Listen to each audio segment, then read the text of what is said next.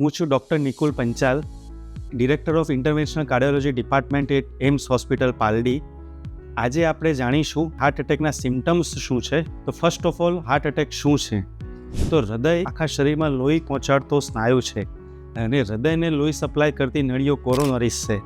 એ coronary આર્ટરીઝની અંદર જ્યારે blockage develop થાય છે ત્યારે પેશન્ટને હાર્ટ એટેક આવી શકે છે. તો સિમ્ટમ્સ શું આવી શકે છે?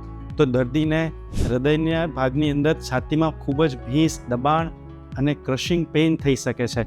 પરસેવો વળી શકે છે. બંને હાથની અંદરની બાજુમાં પેઇન થઈ શકે છે. ગળામાં પેઇન થઈ શકે છે. બેકની અંદર પેઇન થઈ શકે છે. અને ક્યારેક ખૂબ જ ઉંમરલાયક વ્યક્તિ અથવા લોંગ સ્ટેન્ડિંગ ડાયાબિટીસ ધરાવતા દર્દીને એકદમ સાધારણ સિમ્ટમ અથવા સાયલન્ટ એટેક પણ આવી શકે છે કે ગેસ થયું છે, વાયુ થયું છે, સાધારણ દુખે છે, પણ મેસિવ એટેક હોઈ શકે છે. તો આ હતા હાર્ટ એટેકના સિમ્ટમ્સ.